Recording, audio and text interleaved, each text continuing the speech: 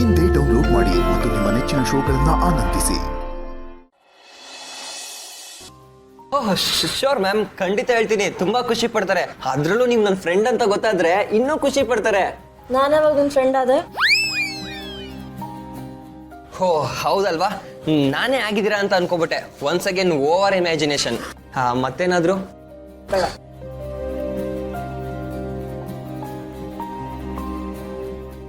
Bill ಕೊಡಿ.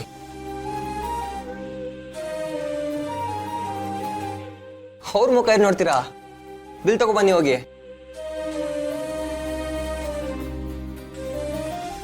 ಹೋ ಫ್ರೀನಾ? Owner ನನ್ನ ಫ್ರೆಂಡ್ ಅಲ್ವಾ, ಅದಕ್ಕೆ ಬಿಲ್ ಕೊಡಕ್ಕೆ ಹಿಂದೆ ಮುಂದೆ ನೋಡ್ತಾ ಇದ್ದಾರೆ. ಪರವಾಗಿಲ್ಲ, ಕೊಡಿ. Hello ma'am, welcome. Thank you. Actually ನೀವು ರೆಸ್ಟೋರೆಂಟಿಗೆ ಬಂದಿದ್ದು ನಮ್ಮೆಲ್ಲರಿಗೂ ಖುಷಿ ಆಯಿತು ಮ್ಯಾಮ್. ಏನ್ ನಡೀತಾ ಇದೆ ಇಲ್ಲಿ? ಯಾಕೆ ಇವ್ರಿಗೆ ಬುಕ್ಕೆ ಕೊಡ್ತಾ ಇದ್ದಾರೆ? ಆ್ಯಕ್ಚುಲಿ ಫುಡ್ ಹೇಗಿದೆ ಮ್ಯಾಮ್? ಚೆನ್ನಾಗಿದೆಯಾ? ಕ್ವಾಲಿಟಿ, ಆಂಬಿಯನ್ಸ್ ಯಾರಲ್ಲೂ ವ್ಯತ್ಯಾಸ ಇಲ್ಲ ತಾನೆ? Are you happy ma'am? Food ಚೆನ್ನಾಗಿದೆ, ಆಂಬಿಯನ್ಸ್ ಆಗಿರ್ಬೋದು, ಸರ್ವಿಸ್ ಆಗಿರ್ಬೋದು ಚೆನ್ನಾಗಿ ಮೇಂಟೈನ್ ಮಾಡಿದ್ದೀರಾ. ತುಂಬ ದಿನ ಆಗಿತ್ತಲ್ವ ನಾನು ಬರದೆ, ಅದಕ್ಕೆ ಮಾನಿಟರ್ ಮಾಡೋಣ ಅಂತ ಬಂದೆ. ಇದೇನಪ್ಪ ಇದು? ಏನು ಅರ್ಥನೇ ಆಗ್ತಿಲ್ವಲ್ಲ. ನಾನು ಬರ್ದೇ ಇದ್ರೂ ತುಂಬ ಚೆನ್ನಾಗಿ ನೀಟಾಗಿ ನಡ್ಕೊಂಡು ಹೋಗ್ತಾ ಇದೆ. Good, keep it up. Thank you ma'am. Actually credit ಎಲ್ಲ ರೆಸ್ಟೋರೆಂಟ್ ಓನರ್ ಆಗಿರೋ ನಿಮಗೆ ಸೇರ್ಬೇಕು ಮ್ಯಾಮ್. ಅಂದ್ರೆ ಈ ರೆಸ್ಟೋರೆಂಟ್ ಓನರ್ ಇವರಾ? ಓ ಗಾಡ್, ವಿಷಯ ಗೊತ್ತಿಲ್ಲದೆ ಸುಮ್ಮನೆ ಬಿಲ್ಡಪ್ ತಗೋಬಿಟ್ನಲ್ಲಪ್ಪ. ನೀವು ನಮಗೆ ಕೊಟ್ಟಿರೋ ಫ್ರೀಡಮಿಂದಾನೆ ನಾವೆಲ್ಲರೂ ಇಷ್ಟು ಖುಷಿಯಾಗಿ ಕೆಲಸ ಮಾಡೋದಕ್ಕೆ ಸಾಧ್ಯ. ಆ್ಯಕ್ಚುಲಿ ಇಲ್ಲಿ ಯಾರು ಕೆಲಸ ಅಂತ ಅಂದ್ಕೊಂಡು ಮಾಡ್ತಾರ ಮ್ಯಾಮ್. ಎಲ್ಲರಿಗೂ ಹೋಮ್ಲಿ ಫೀಲಿಂಗ್ ಇದೆ, ಅದಕ್ಕೆ ಇಷ್ಟು ಖುಷಿಯಾಗಿ ಕೆಲಸ ಮಾಡೋಕ್ಕೆ ಸಾಧ್ಯ ಆಯಿತು. Thank you ma'am. ಅಂದಾಗೆ ಇವ್ರು ಯಾರು ಅಂತ ಗೊತ್ತಾಗ? ಪರಿಚಯದವರು. ಓಕೆ. ಹಲೋ ಸರ್, ಫುಡ್ ಇಷ್ಟ ಆಯ್ತಾ? ಹಾ, ನಾನಂತೂ ತುಂಬಾನೇ ಎಂಜಾಯ್ ಮಾಡಿದೆ. ಮಾತೇ ಬರ್ತಾ ಇಲ್ಲ. Thank you sir. Thank you ma'am. Have a good evening. See you sir.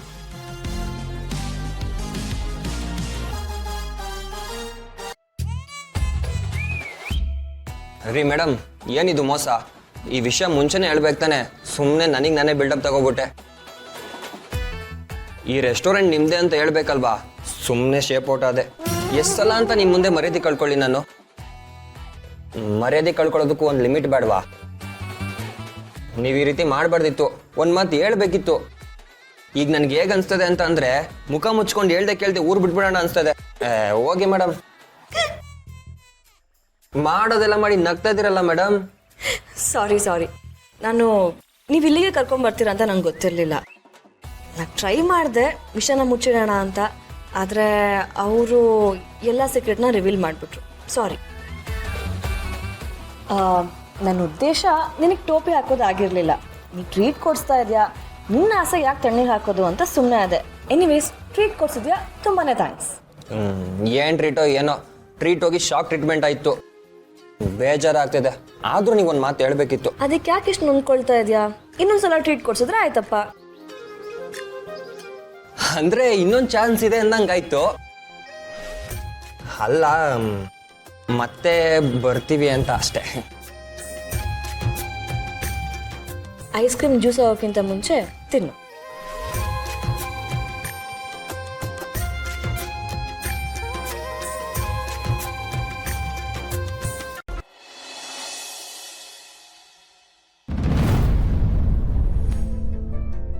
ಯಾಕೋ ಪೈಲ್ವಾನ್, ಏನಾಯ್ತು? ಯಾಕೋ ಹಿಂಗೆ ತಲೆ ಕೆಡ್ಸ್ಕೊಂಡು ಓಡಾಡ್ತಾ ಇದ್ದ ಆ ಕಡೆಯಿಂದ ಈ ಕಡೆ?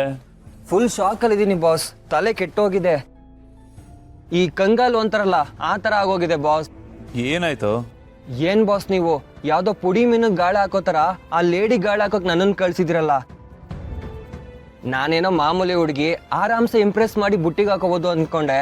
ಬಟ್ ಅದು ಬೇರೆನೇ ಕತೆ ಆಗ್ಬಿಟ್ಟಿದೆ ಬಾಸ್.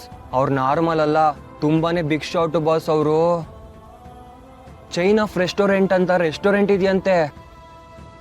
ಅವ್ರು ಯಾರ ಮಗಳು ಗೊತ್ತಾ ಬಾಸ್? ರಾಜೇಂದ್ರ ಭೂಪತಿ ಅಂತ ಒಬ್ರು ದೊಡ್ಡ ಮನುಷ್ಯರು ಇದ್ರಂತಲ್ಲ, ಅವ್ರ ಮಗಳೇ ಬಾಸ್ ಇವರು. ಕಮ್ಮಿ ಅಲ್ಲ, ಅವ್ರ ಹಿಂದೆ ತುಂಬಾ ದೊಡ್ಡ ಹಿಸ್ಟ್ರಿ ಇದೆ ಬಾಸ್. ಗೊತ್ತು ಕಣ, ಗೊತ್ತಿದ್ದೆ ಕಣೋ. ನಿನ್ನ ಅವಳಿಂದ ಚೂ ಬಿಟ್ಟಿದ್ದು ಅವಳಿಗೆ ಇಂಪ್ರೆಸ್ ಮಾಡು ಅಂತ ಹೇಳಿದ್ದು. ಆ್ಯಂಡ್ ನಾನು ಗಾಳ ಹಾಕು ಅಂತ ಹೇಳಿಲ್ಲ ನಿನಗೆ, ಬಲೆ ಬೀಸು ಅಂತ ಹೇಳಿರೋದು. ಬಲೆನೋ ಗಾಳನೋ ಈ ಎಲ್ಲನೂ ರಿಸ್ಕೇ ಅಲ್ವಾ ಬಾಸ್. ಆಮೇಲೆ ನಾವು ಬೀಸಿದ ಬಲೆಗೆ ನಾವೇ ಸಿಕ್ಕಾಕೊಂಡು ಒದ್ದಾಡೋ ಥರ ಆಗ್ಬಾರ್ದಲ್ವಾ ಬಾಸ್. ಅದಕ್ಕೆ ಹೇಳ್ದೆ, ಅಟ್ಲೀಸ್ಟ್ ಈಗಾದರೂ ಹೇಳಿ ಬಾಸ್, ಯಾಕೆ ಅವ್ರನ್ನ ಟಾರ್ಗೆಟ್ ಮಾಡಿದ್ದೀರಾ ಅಂತ. ಹೇಳ್ತೀನಿ ಪೈಲ್ವಾನ್, ಎಲ್ಲ ಹೇಳ್ತೀನಿ. ಅರೆ ಸ್ವಲ್ಪ ವೆಯ್ಟ್ ಮಾಡ್ಬೇಕು ನೀನು, ಅರ್ಜೆಂಟ್ ಮಾಡಬಾರ್ದು. ಆದರೆ ನೀನು ಫಸ್ಟು ಅವಳನ್ನ ಬುಟ್ಟಿಗೆ ಹಾಕು. ಅವಳು ನಿನ್ನಿಂದ ಪಾಗಲಾಗಿ ಹುಚ್ಚಿಯಾಗಿ ಅಲಿಬೇಕು, ನೀನನ್ನು ಪ್ರೀತಿಸ್ಬೇಕು. ಆ ಕೆಲಸ ಮಾಡು ಫಸ್ಟು, ಉಳಿದಿದ್ದು ಏನು ಮಾಡಬೇಕು ಅಂತ ಆಮೇಲೆ ಹೇಳ್ತೀನಿ. ಬಟ್ ಯಾಕಷ್ಟು ಸಸ್ಪೆನ್ಸು? ಅಟ್ಲೀಸ್ಟ್ ಈಗಾದರೂ ಹೇಳಿ ಬಾಸ್. ಎಲ್ಲನೂ ತುಂಬ ಮಿಸ್ಟೀರಿಯಸ್ ಆಗಿ ಕಾಣಿಸ್ತಾ ಇದೆ ಬಾಸ್. ಒಂದು ಅರ್ಥ ಆಗ್ತಾ ಇಲ್ಲ. ಅವ್ರು ನೋಡಿದ್ರೆ ಅಷ್ಟು ದೊಡ್ಡ ಮನೆತನದ ಹುಡುಗಿ, ಬಿಸ್ನೆಸ್ ಬೇರೆ ಇದೆ, ಆದರೂ ಏನು ಇಲ್ದೇ ಅಬ್ಬೆ ಪಾರಿ ಥರ ಸಿಂಪಲ್ ಆಗಿ ನಾರ್ಮಲ್ ಆಗಿ ಜೀವನ ನಡೆಸ್ತಾ ಇದ್ದಾರೆ. ಇದನ್ನೆಲ್ಲ ನೋಡ್ತಾ ಇದ್ರೆ ತುಂಬ ವಿಚಿತ್ರ ಅನಿಸ್ತಾ ಇದೆ ಬಾಸ್. ಒಂದಕ್ಕೊಂದು ಸಿಂಕೆ ಆಗ್ತಾ ಇಲ್ಲ. ನನಗಂತೂ ಡೈಜೆಸ್ಟೇ ಮಾಡ್ಕೊಳಕ್ಕಾಗ್ತಿಲ್ಲ ಬಾಸ್. ಯಾಕೋ ಪೈಲ್ವಾನ್ ಬೇಡದಿರೋದನ್ನೆಲ್ಲ ತಲೆಗೆ ಹಾಕೊಂಡು ಗೊಬ್ಬರ ಮಾಡ್ಕೋತಾ ಇದೆಯಾ?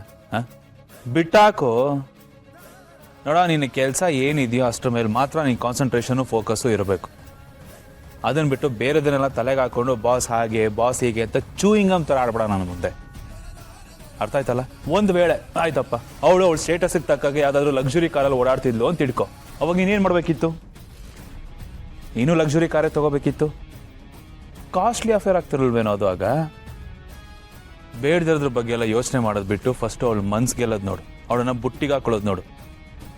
ನಿನ್ನ ಎನರ್ಜಿ, ಫೋಕಸ್ಸು, ಕಾನ್ಸಂಟ್ರೇಷನು ಎಲ್ಲ ಅದ್ರ ಮೇಲೆ ಇರಲಿ, ಬೇಡದಿರೋ ಕೆಲಸದ ಮೇಲಲ್ಲ. ಸರಿ ಬಾಸ್, ನೀವಿಷ್ಟು ಮೋಟಿವೇಟ್ ಮಾಡಿದ್ಮೇಲೆ ಖಂಡಿತ ಮಾಡ್ತೀನಿ.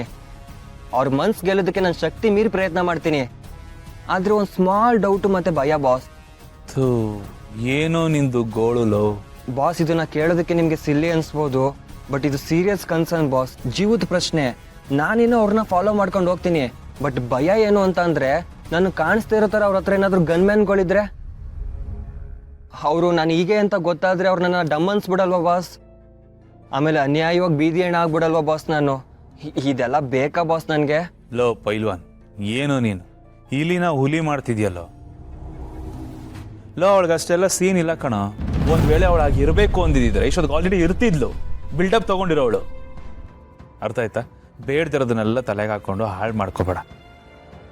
ಸುಮ್ಮನೆ ಹೇಳ್ದಷ್ಟು ಕೆಲಸ ಮಾತ್ರ ಮಾಡು. ನೋಡಪ್ಪ, ನಿನ್ನ ಸೇಫ್ಟಿ ನನ್ನ ಜವಾಬ್ದಾರಿ, ಓಕೆನಾ?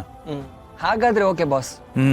ಇದೇ ರೀತಿ ಕೂಲಾಗಿರು, ಚಿಲ್ಲಾಗಿರು, ಆರಾಮಾಗಿರು. ನೋಡ್ತಾ ಇರೋ, ಇನ್ನು ಮುಂದಕ್ಕೆ ದೊಡ್ಡ ದೊಡ್ಡ ಸರ್ಪ್ರೈಸಸ್ಗಳು ಕಾದಿದೆ ನಿನಗೆ. ನಿನ್ನ ಲೈಫೇ ಚೇಂಜ್ ಆಗುತ್ತೆ, ಉದ್ಧಾರ ಆಗೋದು ನೋಡೋ.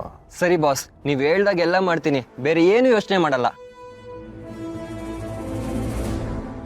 That's like a good boy. Okay, ನಾನಿದ್ದೀನಿ, ಡೋಂಟ್ ವರಿ.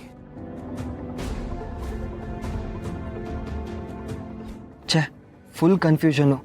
ಅವರಿಗೆ ಮದುವೆ ಆಗಿದೆ, ಆದರೂ ತಾಳಿ ಕಾಲುಂಗ್ರ ತೆಗೆದಿಟ್ಟಿದ್ದಾರೆ. ಇಷ್ಟೊಂದೆಲ್ಲ ಆಸ್ತಿ ಇದೆ, ಆದರೂ ಸಿಂಪಲಾಗಿ ಬದುಕ್ತಿದ್ದಾರೆ. ಕಾರಿದೆ, ಬಟ್ ಸ್ಟಿಲ್ ಪಬ್ಲಿಕ್ ಟ್ರಾನ್ಸ್ಪೋರ್ಟಲ್ಲಿ ಓಡಾಡ್ತಾರೆ. ಯಾಕೆ ಹಿಂಗೆ? ಏನು ಅಂತಲೇ ಅರ್ಥ ಆಗ್ತಿಲ್ವಲ್ಲ. ಏನಿರ್ಬೋದು ಇವ್ರ ಕತೆ?